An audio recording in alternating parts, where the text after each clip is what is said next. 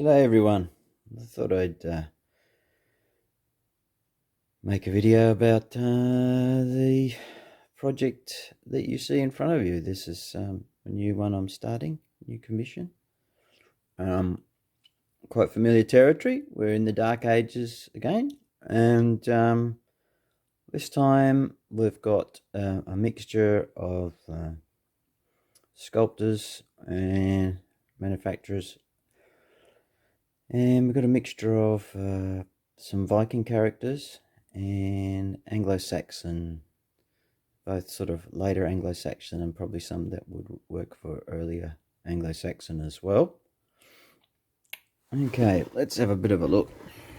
So I've just been, over the last couple of days, cleaning them up, filing and gluing bits that need to be glued, and I'm just finished today putting some green stuff in a couple of places. There were a couple of sort of joints and places like that needed a bit of tidying up. They didn't fit as well as they could have, so just a little tiny application of green stuff just to get a bit of a smoother transition. As well, you can probably see in the middle of the picture there's a guy on a lump of green stuff. This chappy here, this is a Matthew Bickley, I believe it is, Matt Bickley sculpt from Footsore Miniatures.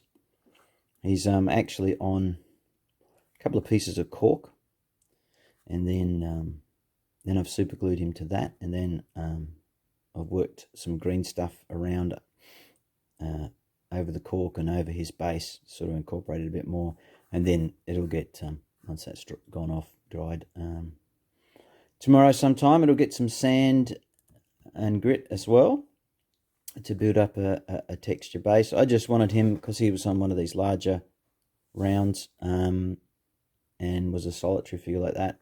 It's obviously meant to be a warlord or a leader figure. I thought it'd be nice to make him a bit more prominent. He's just sort of standing there with his hands on his buttocks, overlooking things. So I thought, yeah, put him on a bit of a mound. Could look quite cool. So let's start from the front here. So what we've got here in this little cluster, these are figures that are sculpted by Colin Patton. Colin's been sculpting all sorts of cool stuff for many years now. The original Gripping Beast guys.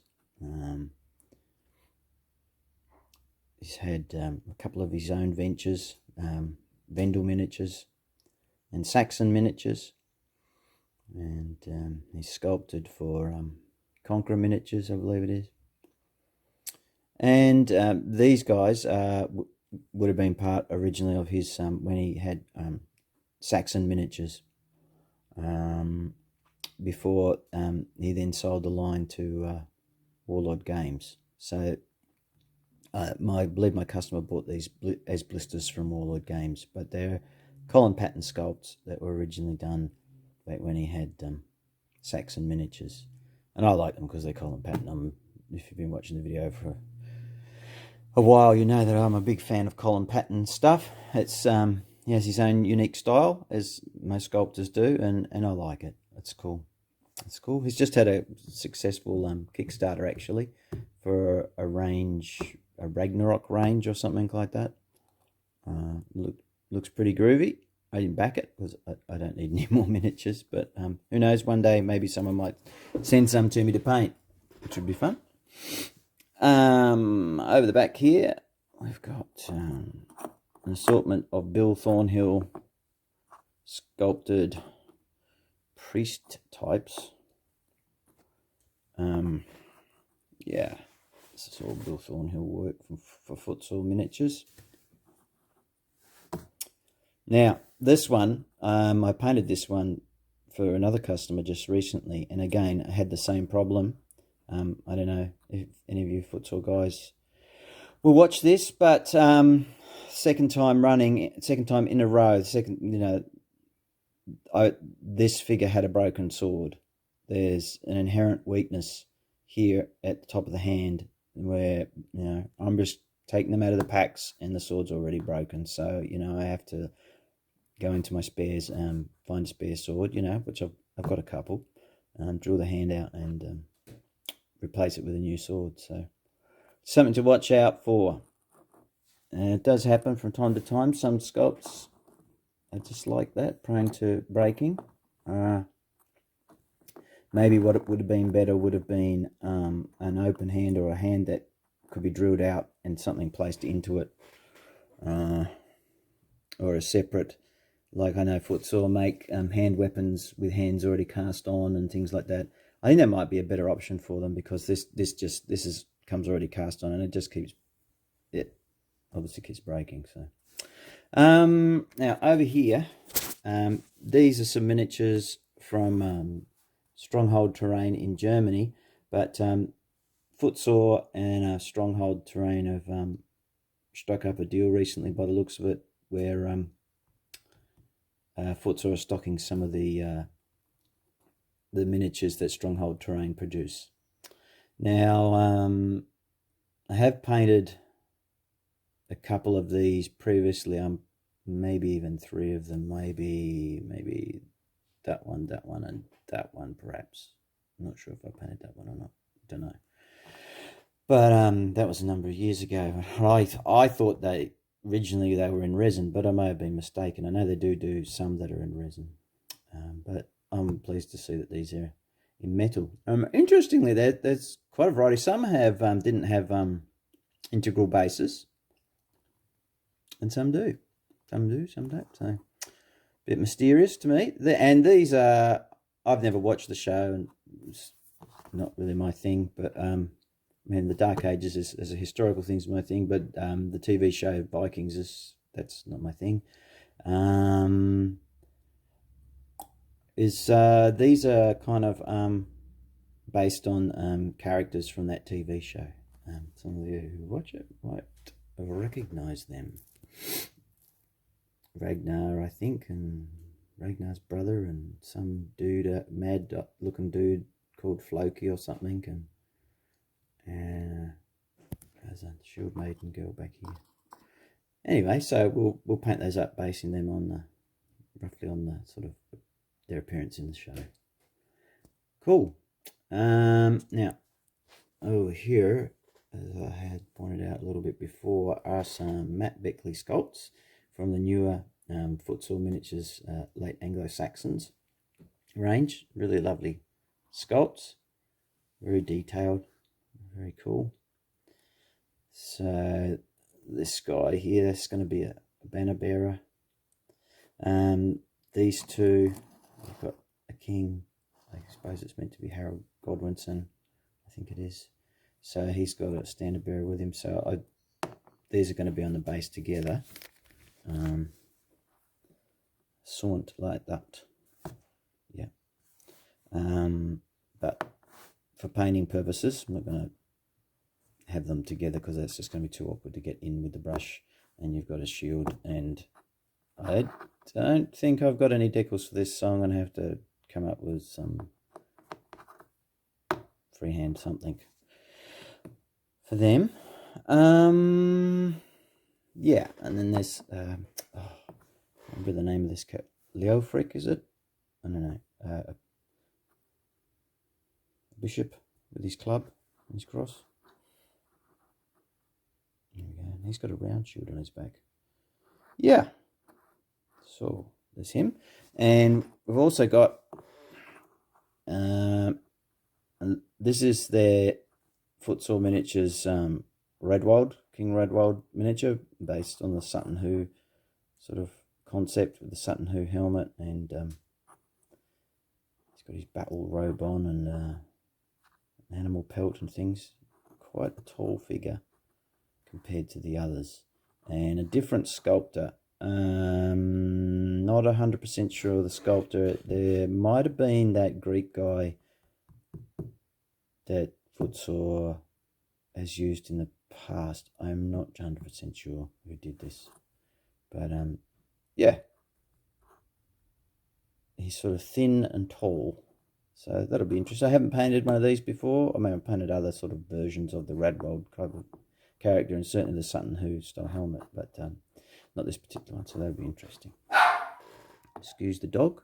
She's obviously heard something of interest outside. That might go on for a while. Okay, now this is the, what's this one? Athelflaed, Lady of the Mercians. I'm just going to let the dog out. She's small but very noisy. There she is, the rascal. Yes, Skitchum. She'll have their leg off. Yes, Athelflaed, Lady of the Mercians. Here she is. Yeah. Now, who sculpted this? Ooh, was this Paul Hicks? Was this Paul Hicks' job? It might have been. Might have been. Not sure. So, yeah, I think she's a bit fantastical for my tastes, but especially, you know, is it wise to try and wave a battle axe around on a horse or use a battle axe from a horse? I don't know. You guys who do historical martial arts or something might be able to say. Seems like it might be a bit risky, but I don't know. Look, there's nothing in the records to say that she ever rode around biffing people. But, you know, this figure would do nicely, and I know other people have suggested it as sort of an Aowen type stand-in for your Riders of Rohan. So, yeah, quite cool. You could take the axe out maybe and replace that with a sword. That would look pretty cool, in my opinion, and it's just my opinion. Anyway, so we're painting her, and there's this interesting version of her on foot. Now, who does she remind me of? She looks pretty grim. Reminds me of maybe the Wicked Witch from Narnia or something. She looks kind of grim. Interesting, and that low slung shield. Quite the character. Okay, and over the back we've got some that I've painted many times before. Some Bill Thornhill footsore miniatures, Anglo Saxons, sort of levy spearmen dudes, and some of their archers. So yeah, pretty familiar with these guys. And yeah, so broadly speaking, a Dark Age commission, but a nice variety of different sculptors' work. I mean, what we've got, 1, 2, 3, 4, 5, at least 5 different, the work of at least 5 different sculptors there. So that's pretty cool, really, when you get to do that. Yeah, with all their slightly different styles, and there's some in amongst it that I don't think that I haven't painted before, so that's always fun. Shield decals have been supplied for most of them, but like I said, there are some shields, those kite shield thingies and other bits and pieces where they're sort of cast on items, where I'm going to have to do some freehand shields. I know with these, my customers said he wants to give them all black shields. Hence, you know, these are the shields for them here, and I'll probably paint them separate. Same with the shield for the Red World character. I've already got that up there. I'll probably paint that separate and then stick it on. I don't always do that. It depends on the figure. Usually I prefer, if I can, to have them stuck on like I have with these guys over here, and it's just quicker to work that way if you can. But there are times when just getting your brush in behind properly is going to create issues, so sometimes do them separately. He was telling me there's the Black Shield group are based on a historical novel or a series of historical novels he's been enjoying, and the character in that. So that's cool. All right, guys. So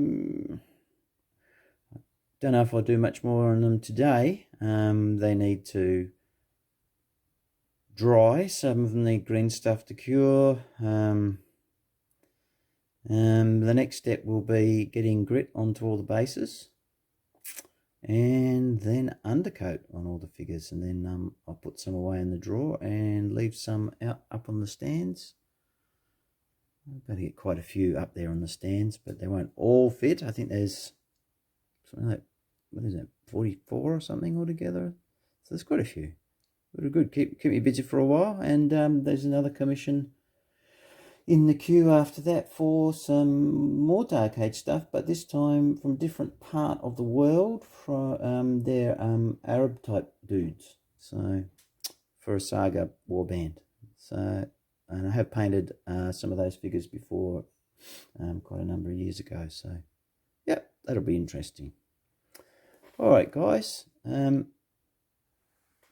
hope you found this interesting. Any questions? Drop them below, or comments, or whatever. Thanks for the new subscriptions, people who've subscribed. Hopefully I can now and then dip in and just show you how I'm progressing with this project like I did before. A couple of projects ago I sort of followed it through. I'm not sure if I'll be following it through in the same amount of detail as I did with that Irish warband, but yeah, it might be interesting just to see what's going on. All right, thanks for watching. All the best. Bye.